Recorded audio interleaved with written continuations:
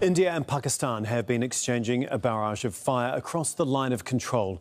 At least 26 people have been killed after India launched a military operation in Pakistan-administered Kashmir and inside Pakistan itself.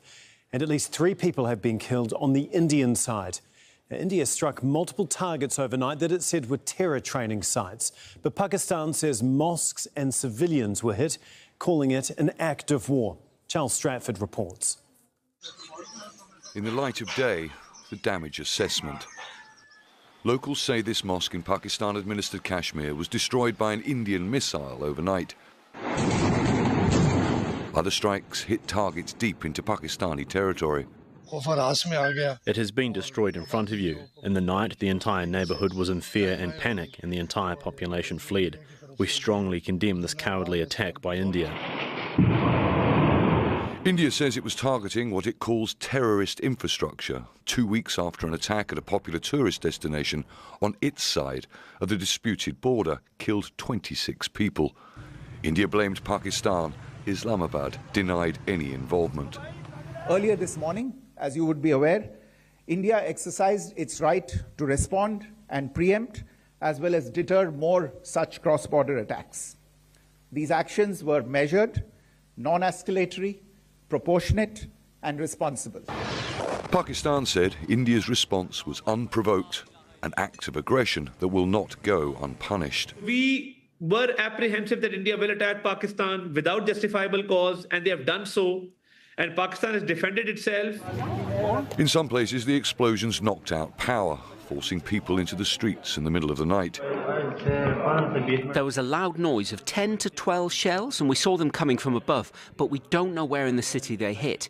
But the noise was very loud. The whole city was scared.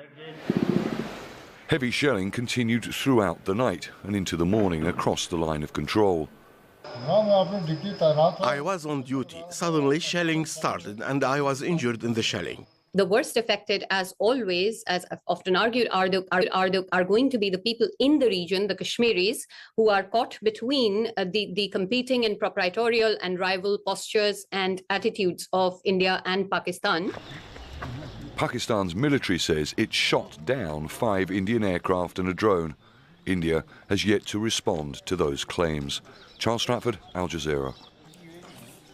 Going to speak to our correspondent Kamal Haider now. He joins us from the Pakistani capital, Islamabad. And Kamal, Pakistan saying that this is an act of war. But what else have authorities there said?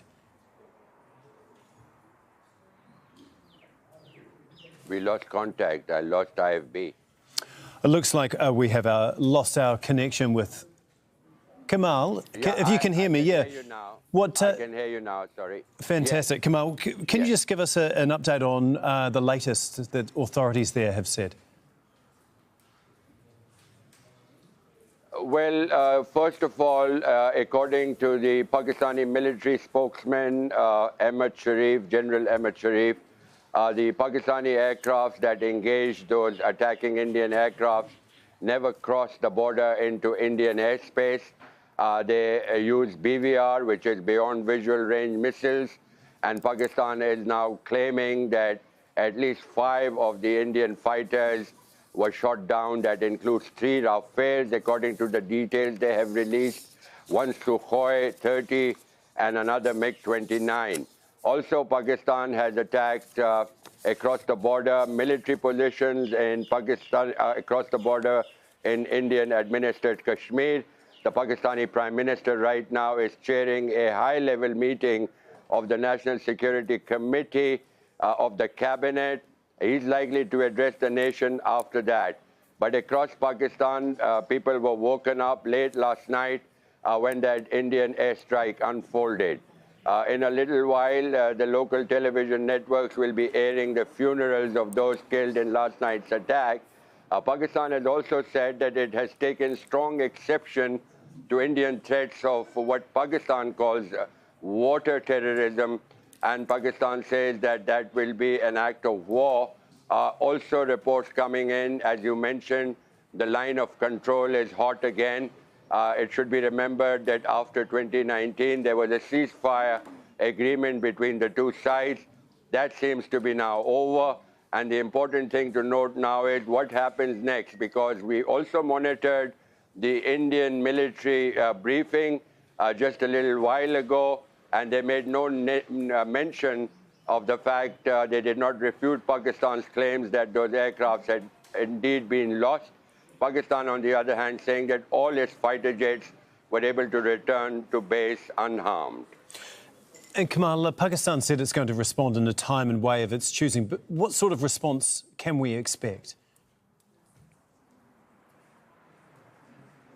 Well, Pakistan has already responded. In fact, immediately after that Indian incursion and attack across several locations, including in Pakistani-administered Kashmir and also in the Punjab province, Sialkot, Murid-Ke, as well as Bahawalpur. So, indeed, what has now happened is that the escalation ladder is something that everybody is watching to see what Pakistan's next reaction will be. But those attacks were carried out by the Pakistanis immediately after those Indian incursions. Pakistan claimed that some of the Indian positions raised the white flag along the line of control, which was a signal that they were surrendering. The Pakistani defense minister also said that a number of Indian soldiers had been taken prisoner. So it will be important to see what comes out of India next. Is there going to be another attack by India after what happened last night? And whether this escalation ladder is something that is going to lead to a more dangerous situation between these two nuclear-armed countries. OK, thank you so much, Kamal. Kamal Haider for us there in Islamabad. We're going to go to Neha Punia now. She's a journalist who is in India's capital, New Delhi. Thanks for being with us here. The Indian Foreign Ministry claimed that these strikes were preemptive and precautionary because it had intelligence that further attacks were impending. But so far, has it provided any evidence of that?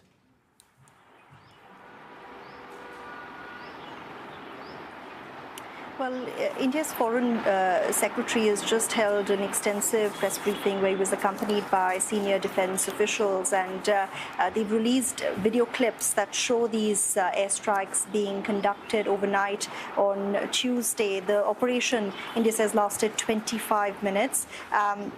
They say that these targets were chosen based on credible intelligence inputs and that these were terror camps where attacks against India had been planned and directed from.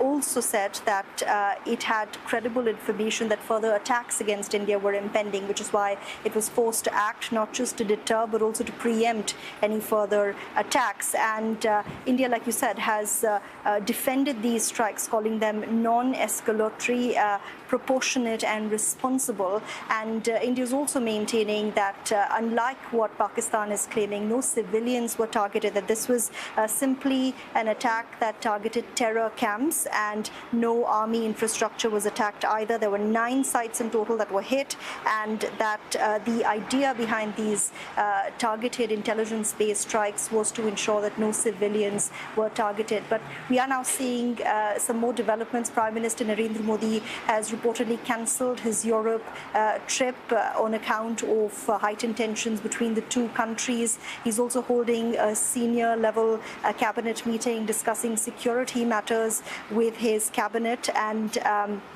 we've also heard of the sort of situation on the ground in Indian-administered Kashmir, where the death toll from the cross-border firing we've seen overnight has now reached, has claimed 9 lives. And we've also seen how border villages there, many locals talking about how it's been a heavy night of shelling, many of them leaving their homes, others resorting to the use of bunkers that have been inoperational for the last few years.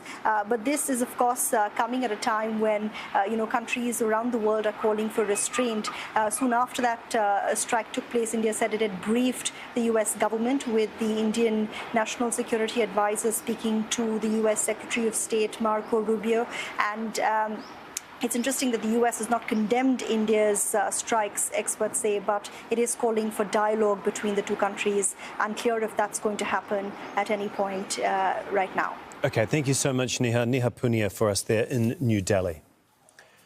Hina Rabbani Khan is the former Foreign Minister of Pakistan. She says in recent years, India has shown a complete disregard for international law. I'm stranded at Doha airport because we have to return from Pakistani airspace as it was closed due to India's aggression, unprovoked, unsubstantiated, and clearly against international law. From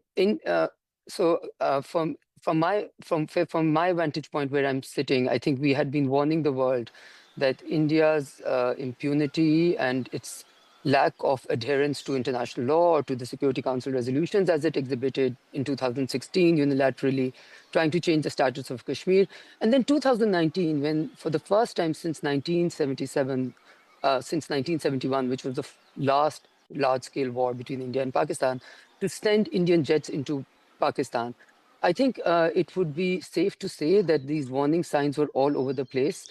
And now it has just upped the ante of being the aggressor and just operating with impunity. Having crossed international border missile attacks into another nuclear armed state, that's almost playing with fire. As we know, Pakistan is retaliating, defensively retaliating to India's aggression. We have both the means and the capacity to do so.